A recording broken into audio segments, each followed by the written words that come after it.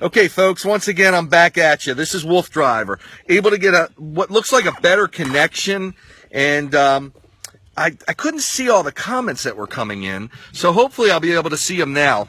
But we are still out here on what I call the big farm, doing some free ranging, and I'm about to give you to the dogs. Come on, guys! And here we go, folks. I'm going to try to adjust the camera so you have a better view. Try not to make it so bumpy if that's possible. And here we are. Come on! We're coming out of the woods. And I know sometimes you'll hear me giving a little loud yell at the dogs, and sometimes that's for the benefit of wildlife that's out there, letting them know we're in the neighborhood so they scram in case they haven't already. And sometimes it is just to be stern with the dogs. Now, as I talked about, you're getting beautiful views. I hope you're enjoying this. There's a truck on the farm road right now, so these are the issues that we have to be aware of, because the dogs again are off leash. They're trained to respond to my commands appropriately, and we have a command for that. But just in case, I'm always going to err on the side of being way cautious. So when I see that truck leave the area is when I'll let the wolf pack have full range, give them full access. Oh, bunny rabbit, they didn't see that, I did. Rabbits are usually not a problem because they're faster than the wolf pack. They're not going to catch them. Now that truck, I'm just taking our time here. Come on, guys! You can see that's Zorro and Princess. This is just an awesome scene. Thanks, Michelle. Good to see you. I appreciate you joining the live cast here. Yeah, we are, oh, I see some trucks out there at the pond, too. So, see, trying to get see, looks like they're working. If they're fishing or doing some leisurely stuff, I try to stay out of their way and wouldn't go over that way. But I think we can avoid them the other way. Actually, what I'm going to do, yeah, I see them moving now. I'm going to head out another route. If you caught the last live feed, we just did what I would call, if you will, the 4 quadrants of the farm here where I'm at, 500 acres or so. And we just did the first quadrant. So I usually go to the other side, on the other half of the farm. But I'm going to go to the second quadrant on the half we just did to let the workers, the farm hands, do their thing. I'm going through a little bit of a stream, which is really nice. Gives the dogs access to water, as I was saying earlier. Come on, Jack. So we're gonna try to head over that way. I've got 3 dogs behind me, 1 in front. The Z-Man doing his thing. Come on. And I've always got to be on the lookout, of course, in case some wildlife comes by. Usually not in this area, but you never know. So,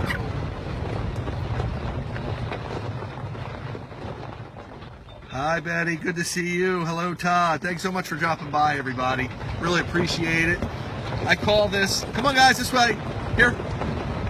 I call this, see, they thought we were going the other way. Come on, Zorro. Here. Zorro. Good boy. Come on, guys. And this is good exercise for them too, always to change up the direction you go, the way you go. As I said, I normally would, at this point, access the other half of the farm, but I'm changing it up. And I'm doing that again because they are working down there from what I can tell. I've got the 4 dogs behind me now, so let's see if we can get them in front. Zorro's coming up, and his pal Chase is right along with him. Come on, guys. Right now, folks, I'll give you a reading. Again, this is my Garmin controller. Let me give you a reading here. We're looking at, let me get to the right screen. Give me a sec. We've got in a little better than 2 miles, which is very cool. This should be a 5-mile journey today. We're fairly warm. We're not, I wouldn't call this hot yet. Not summer heat, but it's fairly warm. Nice summer kind of breeze going on. So the dogs aren't too hot. When they are too hot, we have places that we go here on the farm and other places to free range when it's a little too hot out. But providing them with plenty of water along the way, giving them chances to cool down where they can actually get into the water as well as drink it, as well as going at their pace will keep them cool in almost any circumstances. So keep that in mind. And just, we get into trouble when we overdo it. People get into trouble. I'm proud to say I've never overdone it. I always take signs from all the dogs, and again, I always err on the side of caution versus trying things that you don't know. So anytime I try new bikes or new creations that I've put together, I have a team with me. So if something doesn't go as planned, I can always accommodate any situation. But when I'm out here doing my free ranging, it's usually just me. So I have to take that into consideration as well. Come on, guys. See now, come on, Jag. Good boy.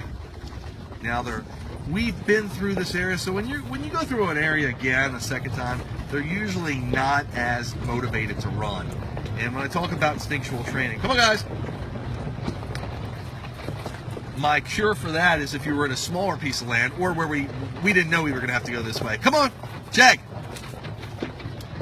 If I knew they were working down there, I would have went the opposite direction. Because doing things like when you're on smaller properties and you want to go more mileage or you want to do more with your dog, just reverse the direction. That's a lot of times enough to re-tantalize or re-excite the dogs, because you're approaching the scene or the scene from another way where you didn't explore it last time. So just a little bit of information that I've procured along the way. Now it's really cool. I got the 3 dogs behind me in a single file line. I've got Chase, the 4th dog, to the left of me. So we're headed over to an area now where there are some huge lanes, field lanes, where we can run. I call it like the runway here. If they wanted to, they could land a plane. That's how long it is. You'll see when we get there what I'm talking about. But it also borders another farm, and that farmer isn't as friendly with the farm that I run. So the farmer here that I'm on has asked me to stay off his property because other people have been on it. Nothing to do with the dogs. He just doesn't want anyone on his property. So have to always take that into consideration and make sure the dogs don't meander over there. And when he's out farming his fields, I just stay away. Again, I'm very cautious in everything I approach.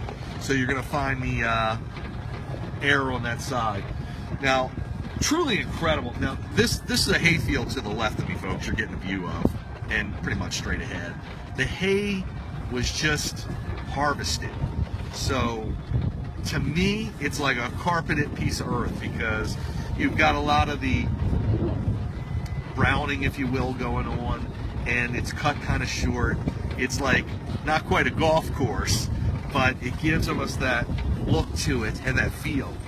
And it's just simply awesome. I'm gonna give you a view of that. I mean, if you see Zorro out here, Zorro shows up really well. His colors on here, it's just like, wow. This is what it's all about for me, folks. Like seeing wolves in the wild. Now, to the right of me, I have to be careful because that is a tall field and animals do hide in there. So that is not harvested. Most of this is weeds directly to the right. Below that is even another field, which they're growing corn. Actually, it's doing great. It looks like corn from this angle. Actually, that looks like it's really accelerated. I'll see more. Come on, Zara, as we get up here. But this is what I'm talking about, folks. Can you feel it? Can you see it? It's just awesome. Okay, so I can pick up some speed here and really drive a good pace. It's always, because these fields are so open in this area especially, there's always a good breeze going on, which again helps the dogs. I've got Princess, Zorro, and Chase straight ahead of me. And I've got, I'm trying to get to that. I've got Jag to the left. Jag's a little more independent. Now Zorro came up on. Come on, guys. No, come on. Come on, here. Zorro. Good boy. Good boy. can page Zorro too. They have, and that just told him. He might have heard that little beep. That told him, hey, come on, dude, let's roll. If you talk to a dog too much, it's just all gibberish. So you might hear me repeat commands a few times. It's usually for the benefit of all the dogs to make sure my voice is heard. But if you have to keep saying it over and over, it becomes gibberish to the dogs and it's no good. You got to find something else, another way of training or getting them to respond. These collars are nice because they have audio tones built into them. So you can buzz it and they'll hear dee dee dee dee. Now you can work different patterns with those, almost like a Morse code, to do different commands. If you wanted them to come to you, if you wanted them to move on from the distraction they're on, whatever you want them to do. Come on, guys. Now, folks, I'm going to pick up a little bit of a pace. Wish you could see behind me, because I'm going to get ahead of the dogs. And there's a couple reasons. In this area, they like to outrun me. There was a groundhog hole that was active last year, and they're excited. Oh my gosh. We got running dogs. It's so beautiful if you see this. So I'm hoping you're getting to see this. I'm going to try to turn it to the left. Okay. Hopefully you're getting a view of this, folks. I got Princess, Chase, and Jag right here, just doing their thing. So cool. So cool. So this is the other farm to the right of me. This hay all belongs to the farm that I run on. Here comes Jag. Hey! Easy, boys. Easy, boys. Easy. Jag. Zero. Good boy. Good boy. Come on, guys. So we did... Sorry. It cuts you off sometimes when I go too fast. I think the camera's shaking too much and it hits one of the buttons. But we did that great. Now I'm gonna go into an area where you didn't have access to before. I'm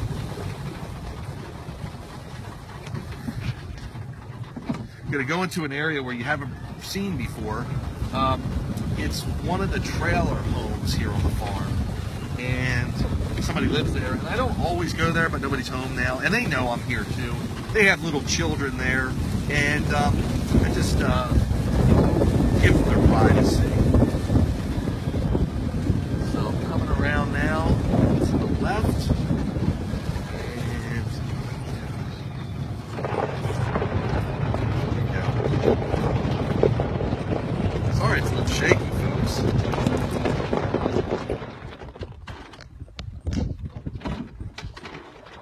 Try to hold the camera.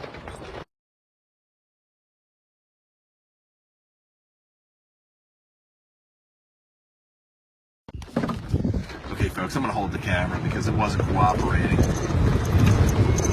So this is just simply awesome, as you can see. And going right past the pretty princess right now. That's her. Come on, guys. And I'm constantly, I want to keep them going. Even though there is nobody home, that's Chase. This is Jag. Jag always shies away. He's been sprayed by mud by the ATV, so he's like, you're not going to give me this stuff. Come on, guys.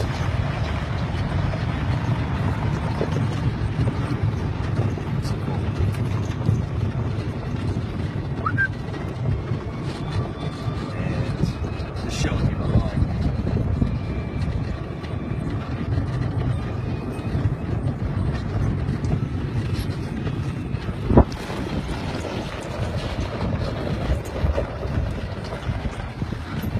Zoro.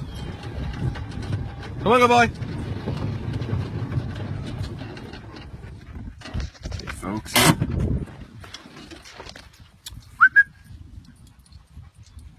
Here comes the Jag man. These are Huskies. Thanks so much for asking, Michelle. These are Huskies. And they look like Samoyeds, the white ones. But they have blue eyes, except for one does have brown eyes. So that was a good little sprint we just did. Hi, Lydia. Yeah, it's a bumpy ride. They do want snow. So you can see this is some of the equipment that they work with. This is a good place. We usually stop here because it's a little shaded, as you see by the trees. Jag is over there catching some relaxation. Dogs are here looking to see if anything's here. I've already been loud. So anything that was here is gone. There's Chase. Check it out. He's taking a little roll. Good boy, Chase. Good boy, Zorro. Good girl, Princess. This is Princess. And Princess, again, she's 12 years old. The rest of the boys, because the rest of them are all males, Princess is the only female, are about 6 years old. Princess has had, she's got issues like thyroid, hyperthyroid, and few other, I think her liver count's a little off. So we give her different medicines, and this activity just does nothing but help her and agree with her. And she's enjoying herself. She got a little run in this morning. I don't know if you caught the live broadcast of Gigi. I'm sorry, of the introduction of how I modified the dog scooter. I call the rough board, like a surfboard. How I modified it so I can run our little Chinese crested on it. And today she was socializing on there. It's really to help her get her energy. She's not mushing it. I mean, I play with those words. But she's running with it in some capacity. Really, it's just a trot right now and a walking pace to be most of it. But today she's been on each dog with each dog individually. Today she was on with 2 dogs at a time. Excuse me. She was on with Zorro, and she was on with Princess. Good teammates for her. Oh, thank you so much, Michelle. I really appreciate it. Yeah, Huskies are really great dogs. They are. And I've had lots of Huskies before this. I've worked with in many capacities and simply love them. Zorro! Zorro! Come on, good boy. Good boy. Zorro's over there still smelling. So he's on the scent. There's probably little critters that live in these pipes and everywhere. But if you look, I mean, it's kind of, for me, a dream. There's some houses that borderline this Princess Day, this farm. But if you look, this is like a dream for me that I can take the dogs here and do everything we do. Simply amazing. Again, I know I've said it before, but I'll tell you again. You won't find anyone else out there anywhere doing what I do. It's such a diversity of activities that I do with my dogs. And really, almost any of these activities you can get involved with in some capacity. And any dog virtually can participate in these activities in some capacity. So that's what I'm trying to show everybody. And that's why I bring Gigi up, our little 10-pound Chinese crested, to show and tell you, Princess, Platz, Princess, about how small dogs, big dogs, whatever, can do it. Now, this activity I'm doing right now, Platz, Princess, is called free ranging. It's what I've called it, where the dogs run off leash. The deal is I wouldn't take a small dog to do that because of birds of prey. That is my biggest concern in this situation with small dogs. They've been known, they will pick them up and take them. So care has to be given with that. That's why I do an activity. Thanks, Michelle. and exactly, I feel so fortunate, and so I want to share this so much and bring this to you, because it is just like Michelle had said, it's like something out of a movie, because that's what it is. And I'm able to share it with you and share the joy that I'm experiencing, and hopefully inspire others out there, whether you have a dog, you're getting a dog, or you've had a dog in the past, to hitch a ride with me in some capacity.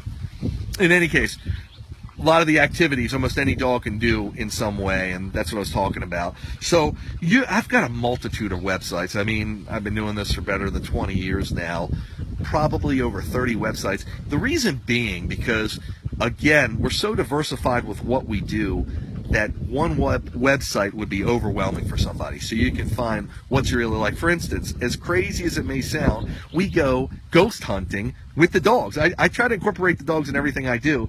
And it started off in something we call midnight mushing, where I run the dogs at night on my dog sled on wheels, which is a whole nother story. But we take this dog sled on wheels, like almost like a sled you would see traditionally on a dog sledding event, like in Alaska, like the Iditarod, whatever. And this is a sled on wheels, and we run it on trails all over the East Coast. We travel. We started doing it at night. I started years ago with my original first 2 Huskies. Did it at night because during the day it was too warm. And first I did it at night because with daylight savings time, it gets dark early in my work schedule. I was at work till 5. It was way dark by the time I got off. So I had to learn to bike ride, or mush, if you will, the dogs in the dark. And it worked out really well. They have a certain amount of capabilities of seeing in the dark, and I was bringing flashlights with me, but I'm talking before the internet age, so it was not really technologically advanced. But as time went on, I purchased myself some night vision goggles, a very high-end pair because technology allowed. It made them affordable, something the military uses, and then I could see at night. So we could see what was exciting the dogs, the nocturnal animals. I could see other bike riders that weren't so apparent before for our own safety, etc. Well, that has evolved into something I call midnight mushing, where we actually explore trails purposefully at night, and it allows me to really run the dogs almost all year long because, of course, in the summer and the warmer months, the hot of the day is just too hot. But when they get on this dog cart at nighttime, and I have the proper equipment so I can do it safely and see at night, it becomes a doable exercise and adventure. Then you add to it that a lot of these trails we roam are historic, and a lot of them in this area are from, the Civil War time and before. So ghost, paranormal activity, there's all kinds of rumors, and I've just got the equipment and the know-how to want to engage it some, so we started our Werewolves series, WOOFS, and it's really cool. So we're actually planning a big paranormal ghost hunt with the dogs, werewolf style, midnight mushing style, for next Friday night, I believe. And we have a special guest who is a ghost hunter. He's got a following, and that's what he does, going with us. So stay tuned for WooFDriver on this Facebook page for more details. Remember, you can always subscribe to us here on the WooFDriver live feed, and you won't ever miss a live broadcast. We do some really cool stuff, and it's not just me, it's the team of people I work with. You'll be highly entertained and truly enjoy it. Oh, we've had some other comments here I want to get to. Hi, Betsy. Yeah, they love to run. She's saying how her Goldens love to run and follow like we're doing here. It's instinct. Dogs do love to do this, and being able to give them an opportunity is truly a blessing. Thanks, Amanda. Yeah, she wishes she stayed in a place like that. And what I wanted to convey a message, I mean, this is not my land by any stretch of the means. The only reason I'm able to be here is because I arranged it with a farmer. You would be surprised if you network yourself well. Probably in your area somewhere, there's probably somebody that knows of land or farm, etc., that might be able to recommend you in some capacity to the property owner and maybe let you access it in a way I'm accessing this, whether it's walking or using an ATV or whatever the case may be, to give you an opportunity to get some free ranging time with your dog. Okay. Yes, and Michelle was commenting about what I was saying about the werewolves. It's like Ghostbusters. So we're going out looking for some ghosts, but it's really interesting going to these areas that are supposedly there's been paranormal experiences there, especially when you go with a dog, because it's like their sixth sense. They pick up on energy, on sense. Of course, their nose is phenomenal, that a human wouldn't necessarily pick up on. And how does paranormal activity react with them in the house? So it's pretty interesting. Yes, it is like Ghostbusters. That's what we'll be doing. We've got a whole website dedicated to it. Again, it's Werewolves, WEREWOOFS, werewolves.com. Pretty interesting stuff. I'm not gonna, tell the whole tale of the tape here, but there is a place. What how we further do this is, usually when we're on a trail, we'll see old abandoned structures, and we'll try to explore them. Now, I usually won't take the dogs inside of them, but the dogs and I in the cart will get as close as we can. Then a member from my team will take the proper, we have IR equipment and thermal imaging equipment. He'll take the proper equipment and go inside of that structure, see what he can find. We use walkie-talkies to communicate with each other, so if he would need me, I could go and help him out, or if I would need him for any reason, he could help me out, so we're in communication like that. We also have other team members with us in some capacity close by. But that's how it starts off. All kinds of crazy and wild things happen from there. But yeah, we're out there exploring, doing our thing. Pretty interesting. So once again, if you're just tuning in, what you're looking at, I am the WooFDriver, your host, and the purveyor of the WooFDriver Facebook page, what you're looking at right now. I've got 4 Huskies with me. They are my Huskies. We are doing something I call free ranging, which is letting them run off leash on private lands that I've arranged with the owners to take the dogs. I have an ATV, which you're seeing in the picture there. And by the way, it's electric. That's why you hear no noise from it, because the electric part lets me not disturb wildlife. It emits no or virtually no noise or, I guess, fume pollution, as well, or air pollution, I should say, as well as it gives me the chance to communicate with the dogs, to hear them if they need me, and also give them commands. So electric is virtually noiseless and pretty interesting. And the dog in the back is Jag. We call him the prankster because Jag is just a really colorful character, to say the least, and all dogs have their own personalities. It's so cool. I mean, I just love it. But he is just a trip and a half, to say the least. I'll get into Jag stories later.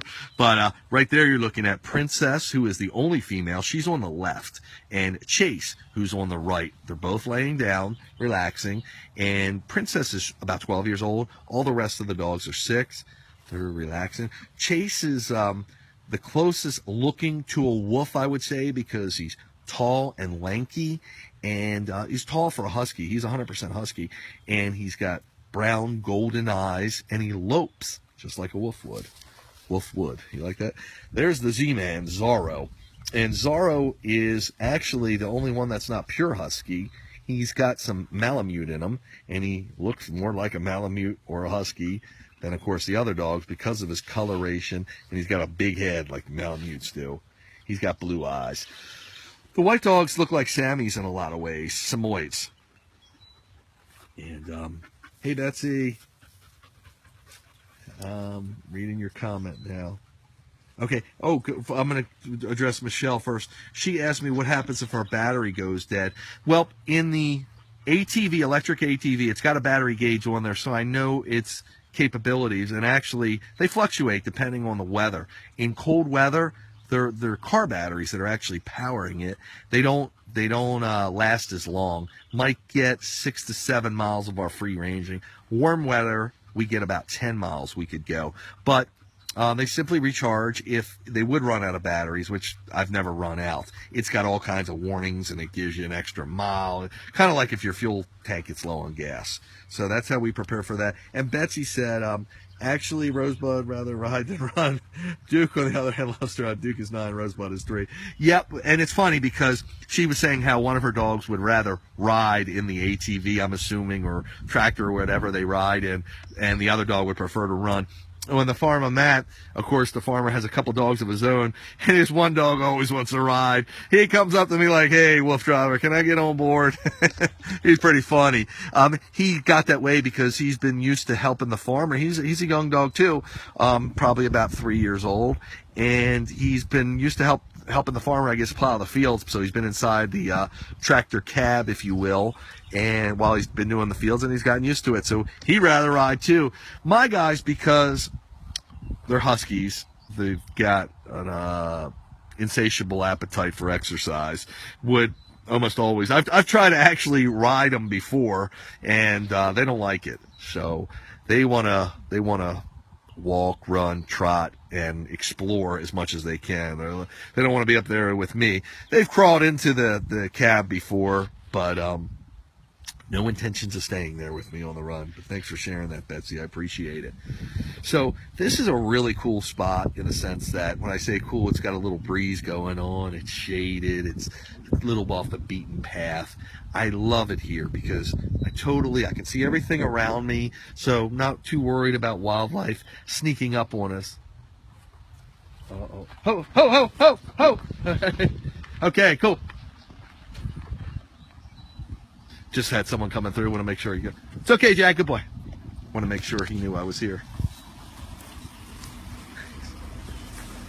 So, as I said, it's working for him. And just when I say that, someone sneaks up on us.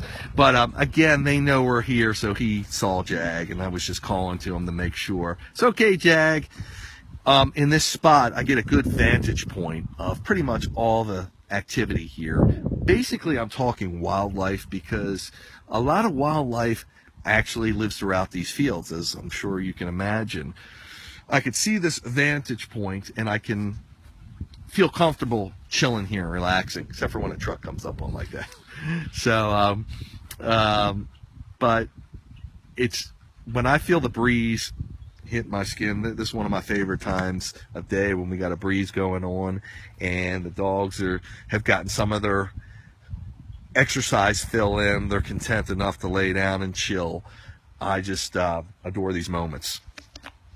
So that's another thing, folks. I'm talking a lot here. I enjoy talking. I hope you're liking the show. But I have a website called WooFDriver Inspired, and that tells about all the wildlife and all the caves we've explored. We've actually explored caves and waterways we've come in contact with. We've actually dropped cameras underneath some of the rivers we've go, like the Potomac River, to see what kind of fish may live in there. During the winter, where we've done it most, we don't get too many takers, too many fish. But I'm really into nature. I'm really inspired by this whole scene of what we do, in case you couldn't tell, and the other nature that surrounds us. So getting some spottings, like we've seen bear, we've seen what we believe is a mountain cat or a bobcat, porcupine. This past weekend, Friday night, we did a midnight mushing run, as I was talking about. We actually saw, I don't know if you caught the video, a long-tailed weasel or a minx, which is a pretty rare sighting. They are around here, around the area we were at especially, but they're still pretty stealth. You don't get a chance to see them much, and we actually got a rare look at one, again, kind of using what I call our ghost hunting equipment, but really our night vision capabilities, because we saw them at night. What you learn to look for when you're out on these trails at night is the glow of other dogs, of other animals' eyes, because they almost always have some kind of reflectivity. Just like a deer, when you see them at night, you can see their eyes reflect. So usually by the height of the animal, by where it is on the ground, we can see what kind of animal it may be. If it's low down, it could be a fox. If it's mid-level, it could be a deer. If it's really tall, it could be a bear. So we kind of got an idea of what to look for, and we saw unusual eyes, the way they were spaced, the position it was in. We were able to zoom in and catch this long-tailed weasel or minx, and I posted a video of it. Truly remarkable. I mean, these are just times in my life that I'll always cherish and remember, and it makes it so special when I'm here with the dogs, capturing those moments and living those special times. So right now, as I said, we're stopped. I could take any questions you may have. Love to answer them. Comments you may throw at me. I'll check, see if there's any more there. And love to hear from you. We also give you a view of the farm once again, in case you're just tuning in. This is part of it. This is the other quadrant I was talking about. Now I'm hoping, let's check our mulch count. I'm going to show you how we do that right here. For instance, can you see? You can't really tell because of the reflective screen. Nah, sorry. but that's the control. You're just getting my reflection. I'm looking at Zorro's, and it's telling me we've got 3 miles in right now. And Zorro, by the way, has averaged a speed of 5.89 miles per hour. Oh, here comes another. I told you it's a working farm. Here comes the ATV. So I'm just going to, he might be coming my way, so I have to pause here for a sec if I do, folks. And maybe he's coming this way. I think he might be. Stay. Plots. Plots. Plots.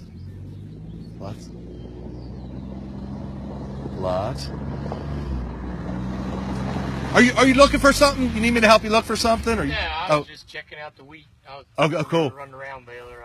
Cool. Someone came through here with the red truck too. Yeah, no, he was working on the round baler, blew a hydraulic line. Oh, is that what happened? Yeah. That's cool. That's cool. Hey guys, here. Thanks, man. How's everything going? Cool? Cool? Looks beautiful around here to me. Yeah. Your dad dug me out, man. I got stuck way back there. He came and with the Polaris, I think it was the Polaris. It was on like 2 wheels. He got me out of it though. It's cool. Have a good one. Appreciate it. So, got a little farm interaction. I thought at first when I saw him, you could see Jag got a little concerned how he came right to the comfort of his pack, because that was an ATV, a traditional ATV with a motor, so that scared him a little bit. And by the way, if I don't give them the command always plots, they might start chasing that ATV. So that's the way they've been taught to stay up with me, and I start to look the same when I'm in an ATV. In any case, I was talking to him how I got stuck on one of the trails, and that he's the grandson of the farmer who owns this land. The gentleman's in his probably mid-70s, and he's unbelievable. I mean, this guy's in unbelievable shape, incredibly nice guy, and just an all-around great guy. So he allows me to come here. That's his grandson. This is generations of farmland has been in the family for many generations. Just giving you a little background. But the gentleman I was just talking to, his dad got me out. He winched me out of a situation that we got stuck in last week, the ATV, and I had a video of that too on there. Everything we do is always a story. That's why I tell you, tune in. You never know what you're going to see. But he was just checking the way he was looking. I thought maybe he was looking for an animal or something. Might have gotten loose, maybe one of their dogs or whatever. But it was actually that he was looking at, I guess this is the wheat he was saying, or I thought it was hay, but who knows. But it looks good. That's the good sign. So you're getting a view of all 4 dogs, and this is what it's all about.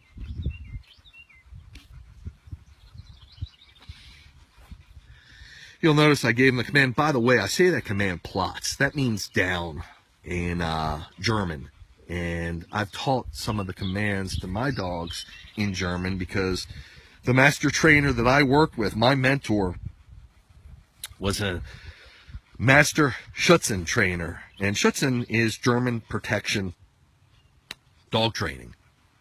So military dogs and police dogs are almost always trained with using Schutzen training.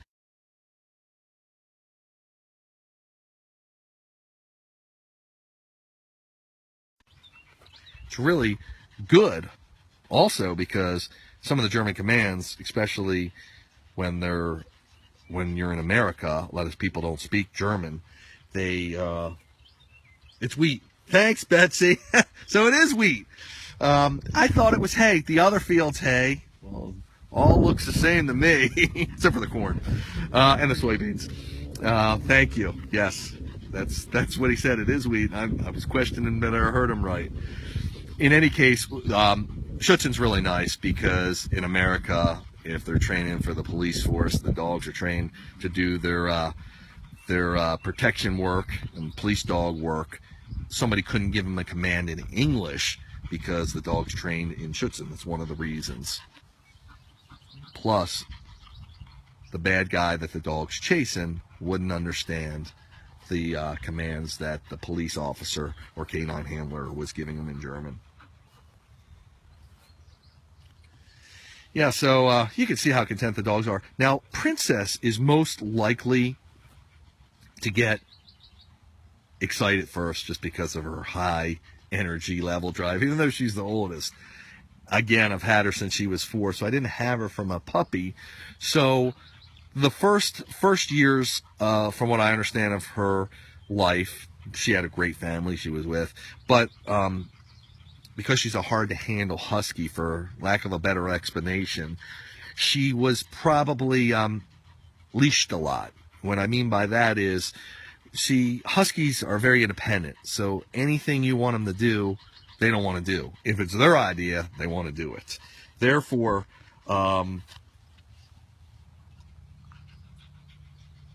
they become very apprehensive. So you need to train them, like I said, totally different than you would train other dogs. You could train them, you could train other dogs the same way you would train the husky, but you can't train huskies the way you would train other dogs, if that makes any sense.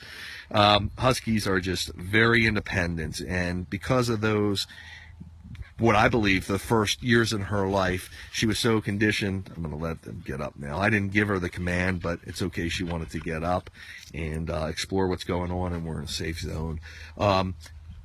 She, I think, became even further apprehensive of the leash, trying to get her, for instance, you know, someone might call her to her to leash her up and then take her, do something with her that she wasn't. Here's the best description. If you have a dog that gets away from you, runs away from you, when the dog comes back to you, you'll see people scold it and give negative energy, for lack of a better explanation. So next time the dog runs away, is it going to want to come back to you? No. You've got to, anytime the dog comes to you, you've got to praise it and give it positive energy, because it won't come back to you again. And you have to find other ways for it to train it to learn not to run away from you in the first place. But when it comes back to you, it did the right thing. It might have not done the right thing the hour it was gone or the 3 seconds it was gone, but that's what I'm saying. So they probably coaxed her into doing things maybe that weren't as rewarding, and therefore she learned to not like the leash at all and to be apprehensive about trying to be wrangled up using the leash, if that makes sense. Yep. That's right, Amanda. Exactly. Yeah. So you've got to.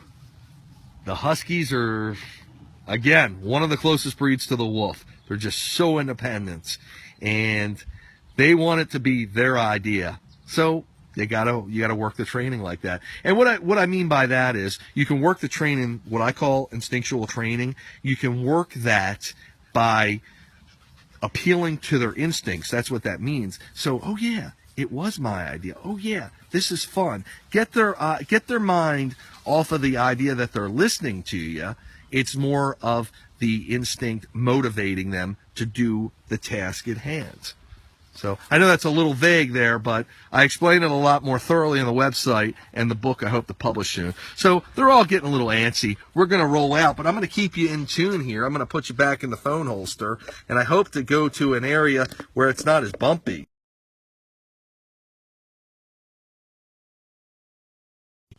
Sorry, that was just when I put you back in there, I hit the wrong button. Yeah, so we're going to take off. We're going to try to head over. Cool area. Stick with me to the pond. Come on, guys.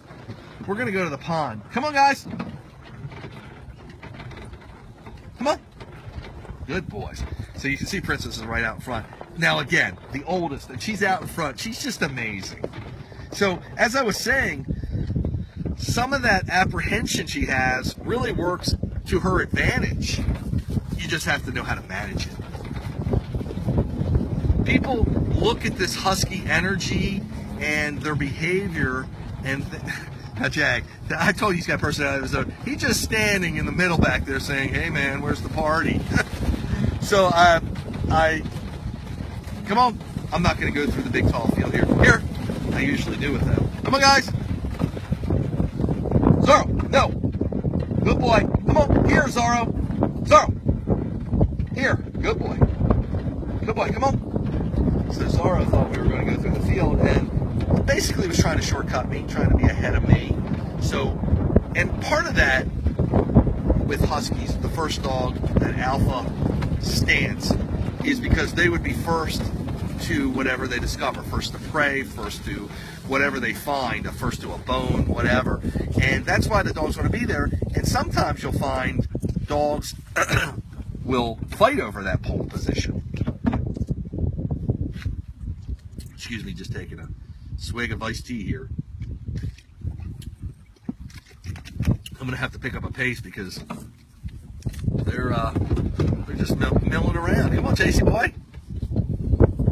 Yeah, so things that you wouldn't even imagine can start a little bickering with the dogs.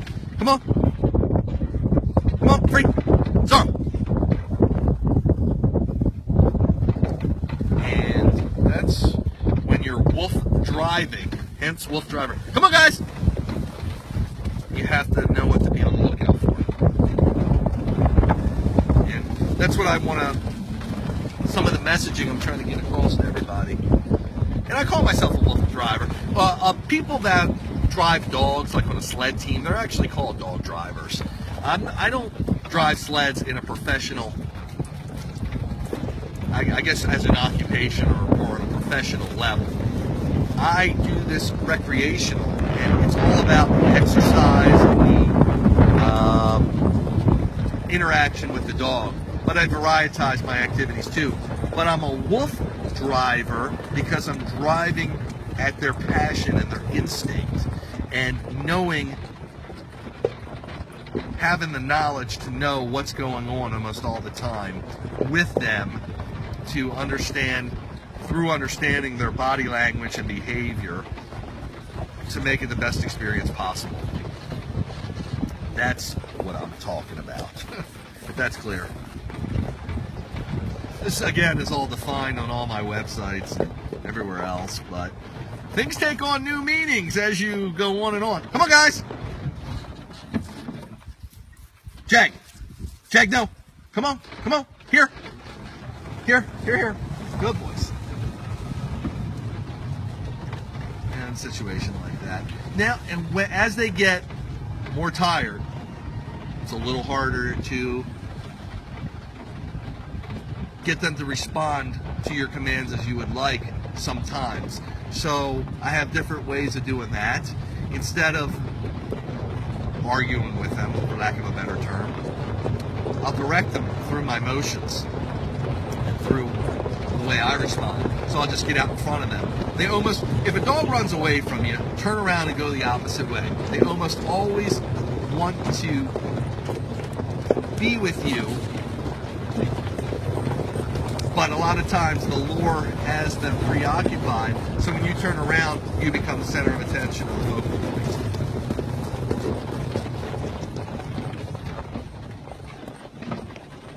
Sorry. So what I was trying to say is, when you turn around and head in the opposite direction, you become the center of the attention or the focal point. Come on, guys. A little bumpy again. Sorry, folks.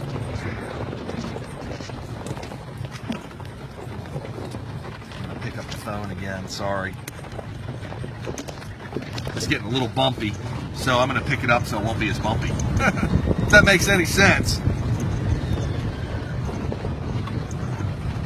Great. Okay, Amanda. Yep, you had one. You know what it is. Yeah. You know about this husky syndrome. And I see a truck coming. I'm trying to determine. This place is big, folks, as I said. I'm trying to see what direction it's coming from. But they're working these fields today, which is truly awesome. Some days we get this farm almost to ourselves, where they're just not doing anything. Even some days in the summer, you know, everything's just growing. The winter especially, it's still active, but not quite as active, not near as active as during the regular farming months. They do grow, like I said, winter wheat, etc., but also they'll maintain the tree line and do other things in the winter. But if there's snow on the ground, I can get out here and use the snow runner, which is like the personal snowmobile to free range the dogs. You can catch some videos of me doing that on YouTube, my YouTube channel. Pretty remarkable stuff as well. I told you we do things you couldn't imagine. Oh, actually, that truck was in the other field that we won't be visiting. So, gonna see if it's cleared out by the pond now to see if we can get access down there. I'd like to show you all that. That's really cool. The pond's just beautiful. And if it's hot enough, don't quite know, we're right at the cusp. Chase might even do some swimming for us. Looks like we're cleared out, so it's a good move. Come on, guys. G. G means to the right. That's sled dog talk. And you'll hear me say that occasionally. G's to the right, Hall's to the left. On by means to go past a distraction. And different variations of all those sled dog terms. Just watching behind me. So that's the view behind me. That's Jag doing his thing, running at his pace. But let me tell you something. If something caught his attention up here, he would zoom. He's got the shortest legs, but he still can clock some speed. And I'm just going to approach this very cautiously because they were working down here. So you can see the water almost looks blue. I don't know if you can see that, but you'll see it very, just a minute, 30 seconds or so. Beautiful. Hey, Brooke, thanks for joining the party. How many acres? There's about 500 acres here. So, pretty good sized farm. Where we go in Virginia, I believe it's about 700 acres. But there's other places we go that aren't quite as large as this. This is about the second largest place I go. Yeah, so we can get in realistically about 10 miles on 500 acres, and then it starts to become really redundant. But 10 miles is pretty good. Especially because I use this to supplement their training. Their main training, they get the most mileage and the most work on the dog cart doing the bushing stuff I was telling you about. Now it looks like he is treating the fields or what up there. Okay, so Princess has just entered the water. It'll look like she's swimming, but she flirts with it, but doesn't quite go deep enough into the water. Chase will swim, but it doesn't look like he's got any interest to do that today. Come on, guys. Now, I'm going to back up here. Jag! Jag!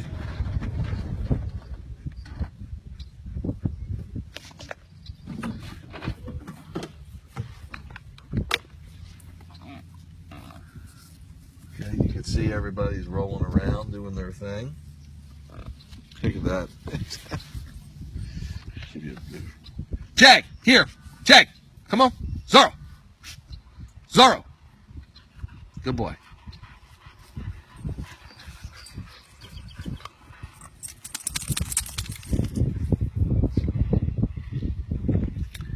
Just calling them over to me. They'd like to go over there and explore. I know they actually rent this property out during the week. During weekends, I should say, sometimes for weddings and other events. So there's a little barbecue over there. I know the dogs are looking for any scraps. Cool. Jag! Jag, look at Jag. He just wants to see what he can get into at any time. Here, the ATV, I believe. Come on, guys. Chase, no. Good boy. Jag! Knucklehead Jag. And we've got Princess and Zorro right here. We're just checking out the guys were over here earlier. Cool. This is how we do things. Any questions, please shoot them at me. So right now, folks, that was just a short ride over here from our resting spot we were at before, but they laid down. I'm going to let them do it. Well, actually, almost 4 miles now. Well, these summer months, we'll do about 5 miles. Tomorrow, I hope to do a live broadcast. We'll go to the mill. Now, the mill is a lot smaller than this, roughly 80 acres, but it's really hilly. So, to get 5 miles in over there is a lot of hill work. Really good endurance and strength building for the wolf pack. Really shaded. It's in the woods. And there's a great stream over there. And that is not farmed. So, don't have to be cognizant of any farmers. Just, and it's private lands, but who knows what you'll find. Sometimes I've run into people that shouldn't be there that are there. So not in a bad way, just meandering through there for whatever reason. The temperature here right now, I'm going to tell you exactly. Got the phone here. Let me take you to where we're at. This is, I think it's going to come up Frederick. Mount Airy, 75 degrees. Can you see that? You can't. Sorry. But it is 75 degrees. I tried to hold the phone in front. So it's actually a beautiful day. You know, in the sun, it definitely heats up a little bit. But because we got this nice breeze going on, that's helping to still maintain it as relatively cool. I mean, this is definitely short sleeve weather, if that helps. We've got Princess and Chase to the right. They are just checking out. Oh no, sorry, Princess and Jag. I mean Jag and Chase. I get them mixed up myself sometimes. And we've got Princess and Zorro right here.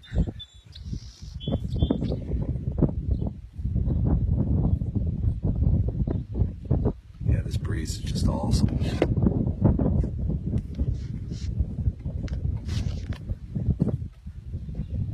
Pond is beautiful. Again, just another waterway for the dogs. The max temperature, good question, Brooke. Brooke asked, no, good. I love you asking questions. I love everyone. Hey, this is how we learn, and people share what they've done, and it's a great forum. I've taken them out, believe it or not, in pretty high temperatures. But what I'll do is, because this is not technically working, they're going at their own pace, doing what they want to do, and access to water. So I'll go out in the 90s. I try to avoid the hot of the day when the sun just baking on him, especially Zorro, because he's a dark colored dog, so he absorbs the heat, whereas the white colored dogs more reflect the sun and the light. So that'll hold them. Jag! That'll help them at least stay somewhat cooler when the sun isn't out. But you'll get days here in this area that are really humid that they could still go out in, again, just moving at their pace, doing their own thing. And that's what I'm always cognizant of. And I've always had good success doing that. You just heard me, I beat Jag because he was listening to the command. Yeah, no, it's all good to ask. Yeah, there's people, all kinds of trains of thought, but a lot of people say, never take your dog out and this, never do this.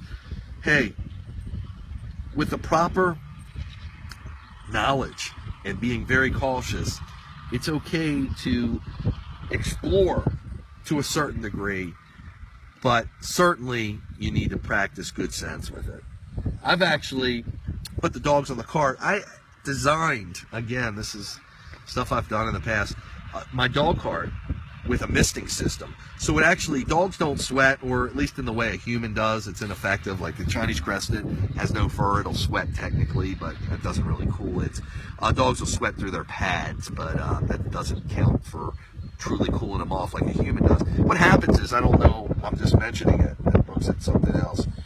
Yep, you can always see when they're stressed, exactly. Brooke was mentioning how we know our own dogs, and that's why it's so important to learn canine posture.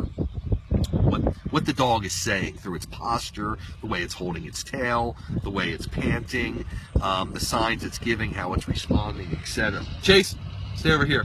Good boy. But yeah, I actually designed a dog cart that's got a misting system on it. See, the way sweat works, and I'm just sorry for giving you Physics 101, but I wanted to describe this real quickly. Chase! No! Come on, guys! Just didn't want them to be over there. Don't know what the guys were doing, so keep it clear. Plots! Plots! Check! I'll tell you in one sec. Good boy. Good boy. Chase Plots. And Plots, again, means to lay down, so I'm just telling them to lay down so I can talk to the audience here. So, real quick anatomy lesson here. So sweat it puts moisture on our body, and as that moisture evaporates, it helps keep us cool or cool us, at least in some capacity. Dogs don't have that. But the misting system that I was describing will wet down the dog. Not wet like soak it with a hose, because sometimes that does more bad than good, but just constantly giving them a light spray to, yes, it will wet their fur, but it's not going to soak it. And by the time it starts to get wet, that dampness will evaporate and almost serve as a sweat to a dog. So you can almost create your own sweat by using a misting system. I wired one of my dog carts up with this battery operated misting system that was used for little league teams, from what I understand.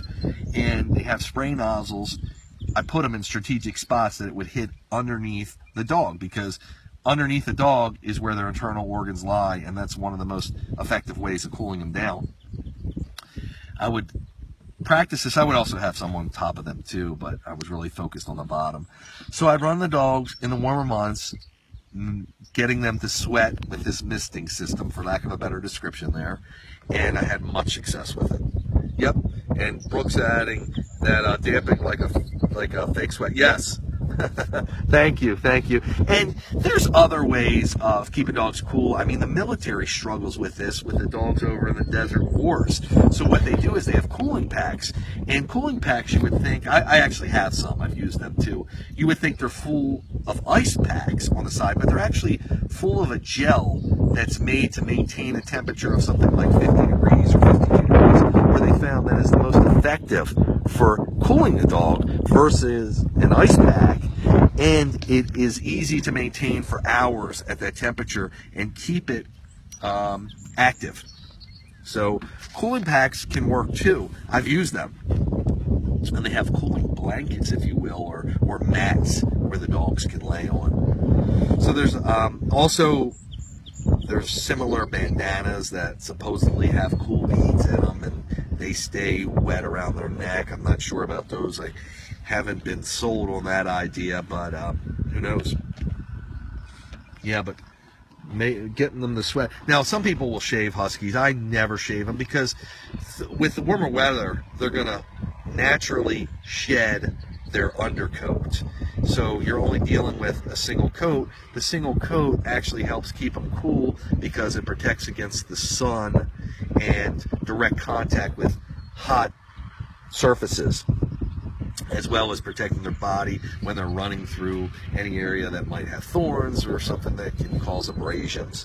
So I don't shave my Huskies. Now, certain areas like the stomach needs to be trimmed or almost shaved at times, because these, again, are long-haired or woolly coats, and what happens is they'll tangle up from getting wet, where you just saw the dogs go into a stream or the pond. They get wet, and as it dries, it'll create mats, and then bacteria can live in there.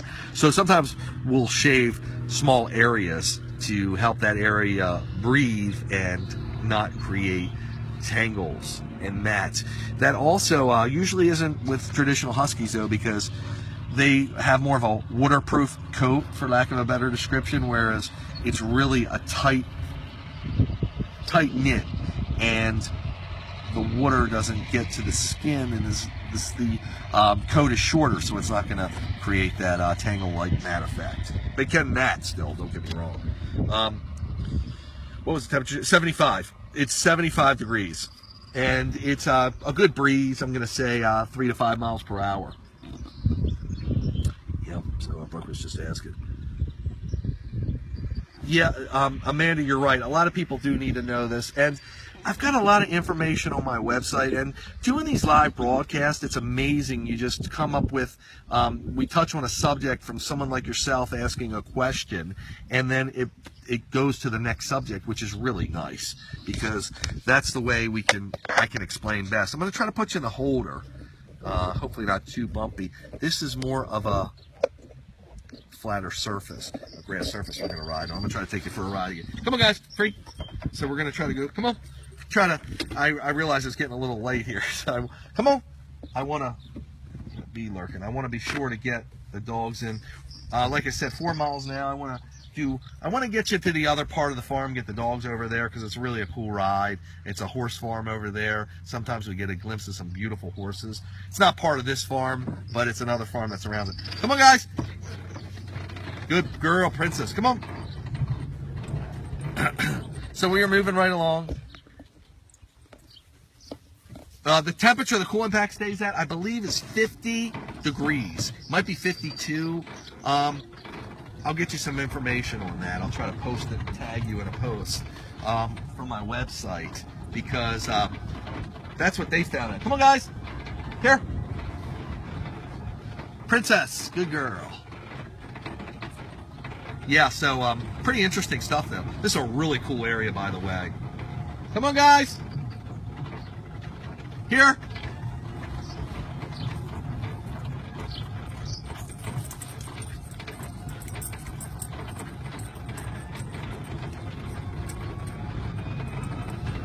Come on. Okay. Come on. I'm going to take you for a ride.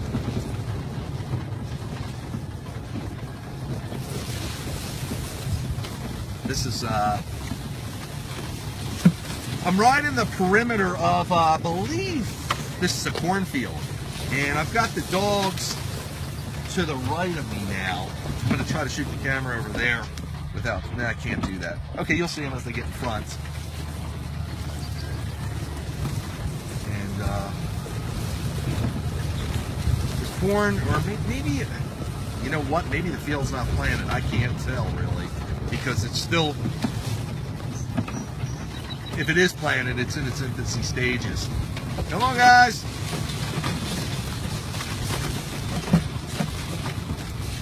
Ooh, just came across a beautiful bird. Yeah, through here, by the way, it looks like a tree farm to my left, and it kind of is. What happened is, I talked about in the winter where they cut down the trees, they managed the wood line. Because the EPA, it's a big farm for the area, so the EPA has been here many a times and directed them to change the waterways, so to not give access to the cows to the waterways because of the sediment it was creating, and they also directed them to cut all the trees down. So I don't know if they directed them or they took it upon themselves. They cut these big, now the cows, they had to change the pastures is the bottom line.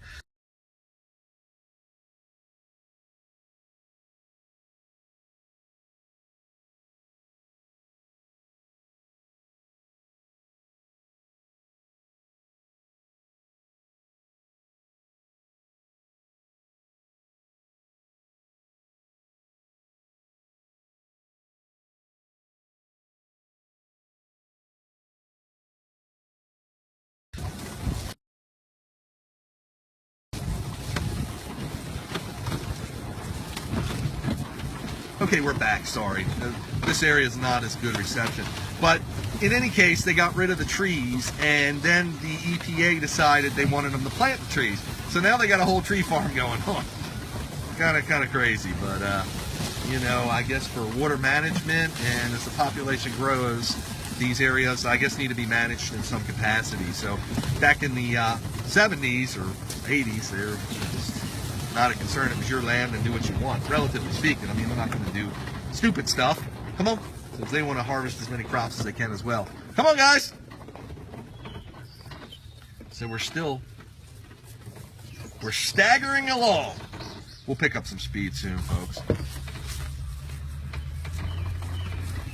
But you can see the dogs, the sun's out, and you get in the right sun stream, and it gets a little warm. So even though the temperature's 75, it sounds decent. Listen, face it, anything above -20 for a husky's hot. But, you know, 75 sounds still somewhat decent. But when you get into the sun, it can get downright hot.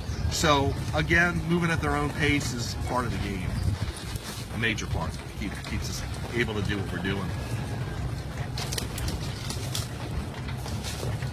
Yeah, this field does look planted.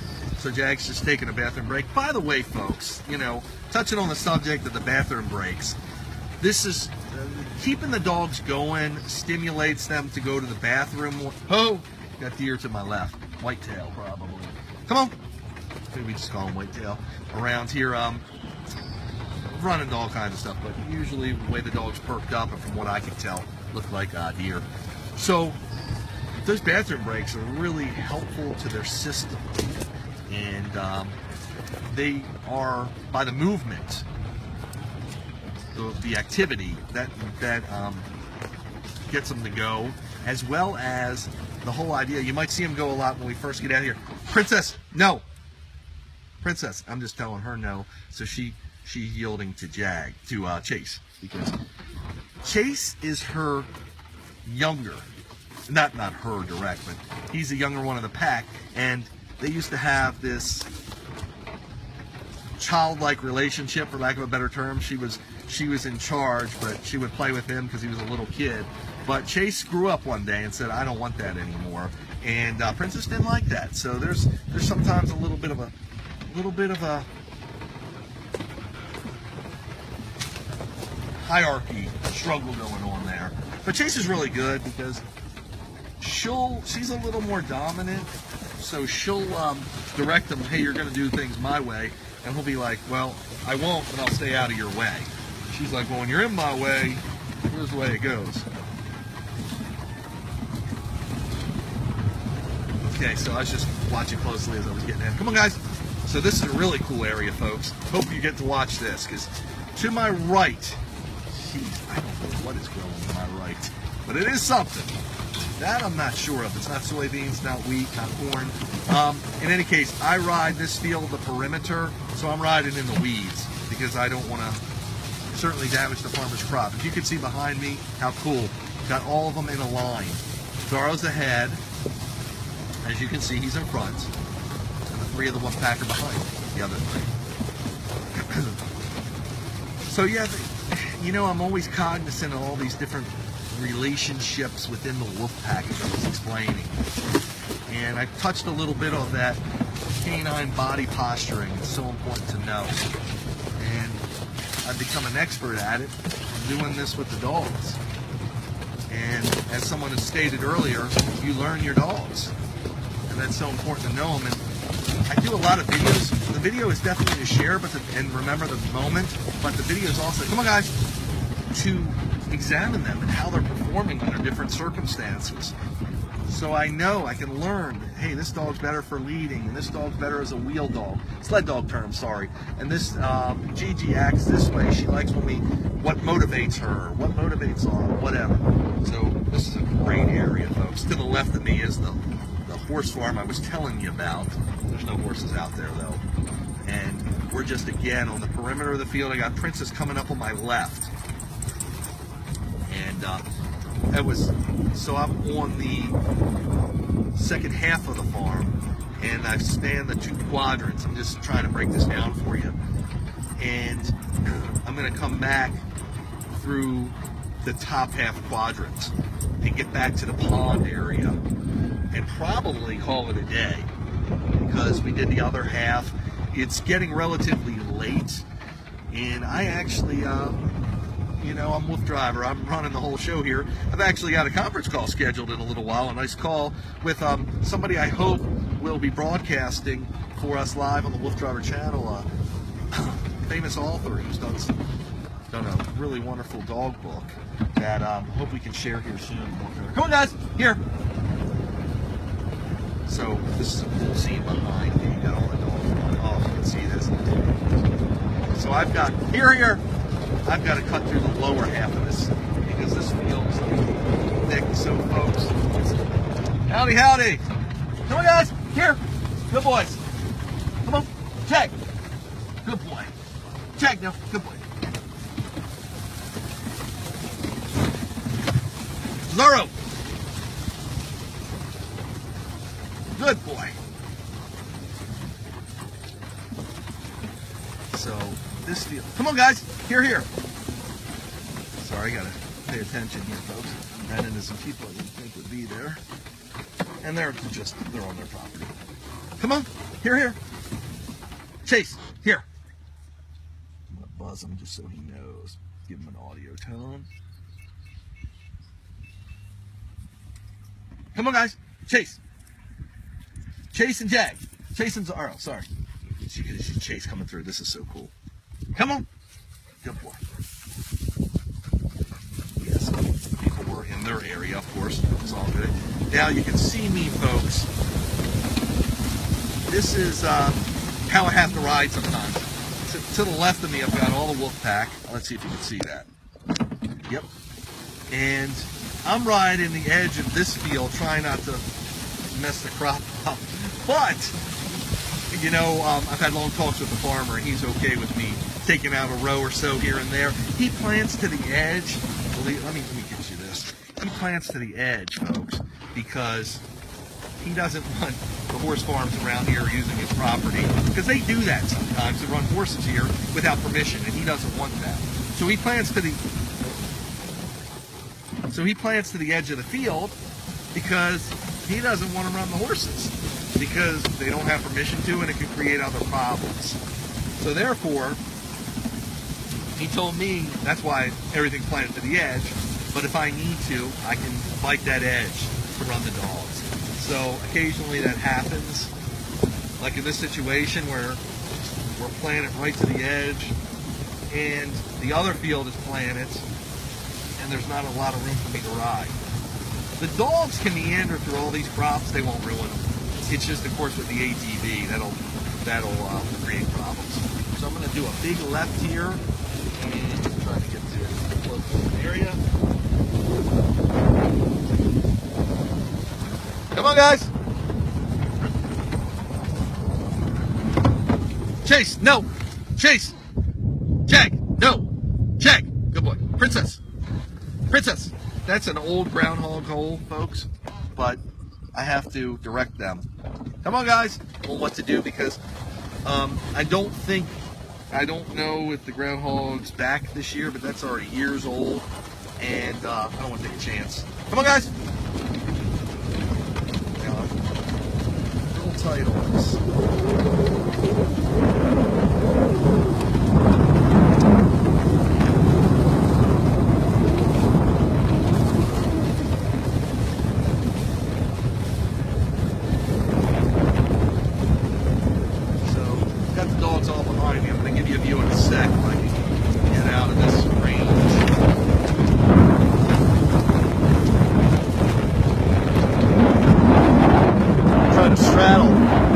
Here because this is usually a travel lane, but since the last time I was here, it's grown. Whoa, what was that? Come on, guys.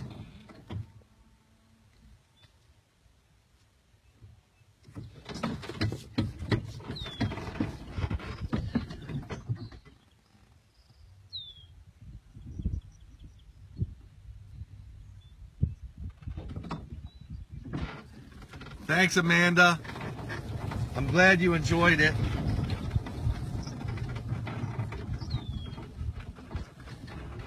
Good boys. Oh yeah, I love it. Wild bird came out of it. Okay, so what we're going to do, folks, I'm going to circle the pond. I'm going to, go to the outside of the pond, and I'm going to get the wolf pack. Well, actually, I'm going to let them take a swim.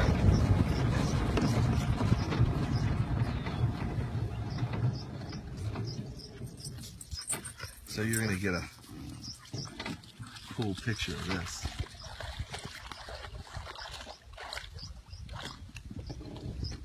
And that's so cool. Now Chase might do a swim for us, folks. Let's see if we can get him to. Yep, he's swimming. Uh-oh. Come on, guys.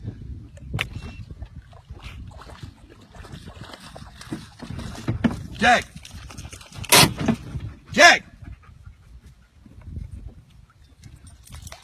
Come on, Jag, no. Jag, come on. Come on. Come on, Princess. Over here. Come on, guys. Jag and Chase. Come on, guys. Here. I decided, because I know they're going to come through here, I'm going to take them the other way. Come on. Come on, guys. Come on. Here.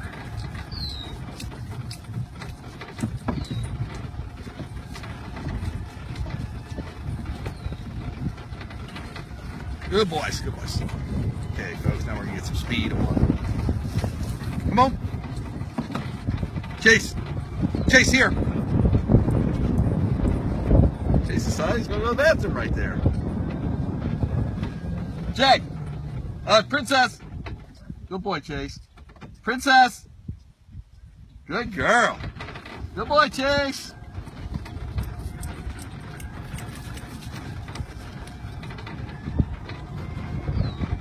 Come on, guys. Boys.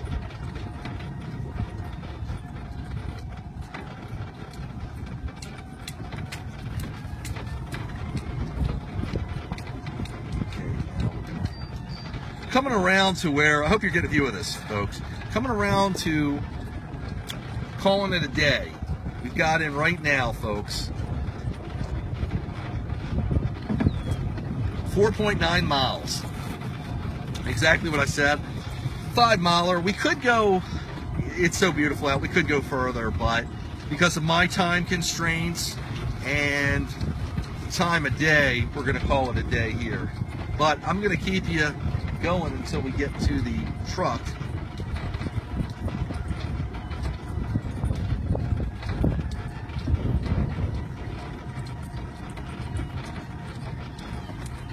G, good boys. See, they know how to go. You can see the energy they have left.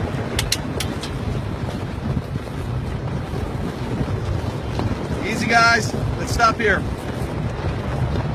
Stay. Chase. Chase. Chase. Chase. Come on. Chase. Here. Good boy. Come on. Come on. Chase. Good boy. And you can see Princess laying down. That what I was talking about. Zorro. Good boy. What I was talking about, the underside of her belly, of where the internal organs lie. See, she's smart. She lays right down in it, and it's effectively cooling her.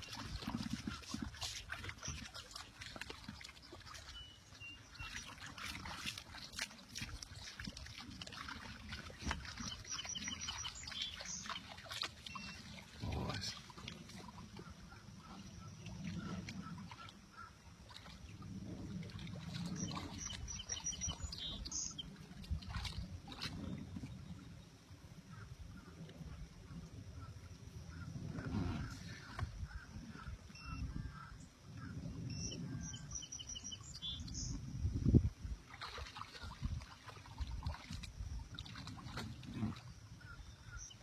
What a wonderful day this has been. I hope everyone got a chance to see what we actually do here and how it goes when we're free ranging.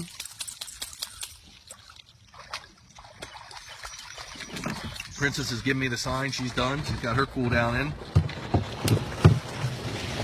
Come on, Jaggy. Jag the Joker. He's a real cool guy. Come on, Jag.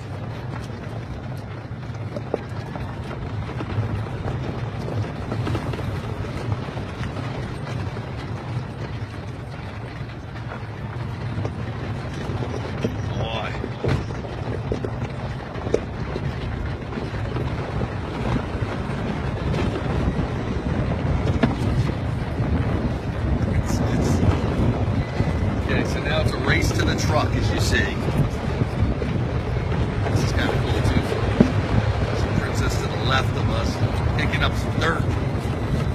No, I'm kicking up the dirt, but she's wandering through it.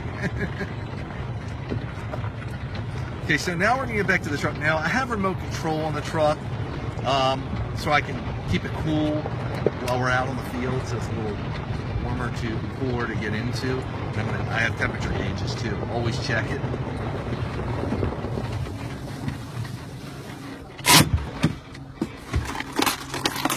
Okay. Come on, guys.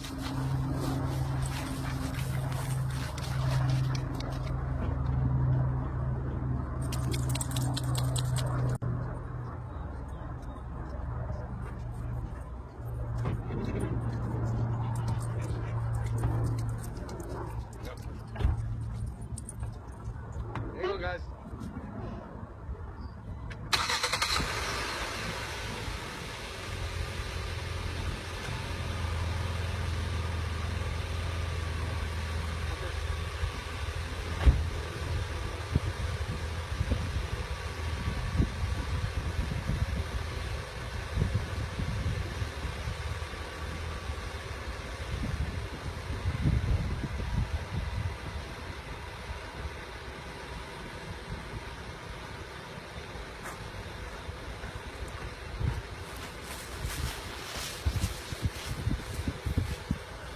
folks, that's how we do it here at the big farm. I'm going to try to take that.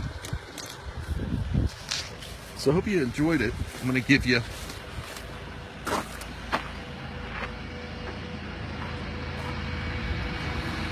this is the Jagster. We're getting ready to sign off, so I'm going to give you hello. Thanks, Amanda. You too. You as well. I appreciate the kind words and the good thoughts. This is the Jagster, the one I told you about, the prankster. Now I'm going to take you around. We're done for the day. I'm just showing you how we lay back. That is the Chase Man. Chase Man just taking a chill. Z-Man, a little warm. It's good. We got the fans on, folks. And of course the AC's rolling, but we're still airing the vehicle out. And the pretty princess, the oldest of the bunch. Ready? Can you say hi to everybody? There she is. And I'll turn the camera on me. Once again, I am the WooFDriver. I thank you so much for joining our party and joining the free ranging activity for the day. I hope to thank you, Amanda. I hope to catch you on another WooFDriver Adventure too. Please, if you haven't already, definitely like the WooFDriver page. Tell your friends, tell anyone that might have any interest in any dogs. We're not just husky here. So please like us and tune in. And also, very important, subscribe to our live subscriptions, our live notifications, because we're running a lot of live shows and all kinds of new stuff will be happening, and look forward to you being a part of it. Have a great day, everybody. This is WooFDriver signing off.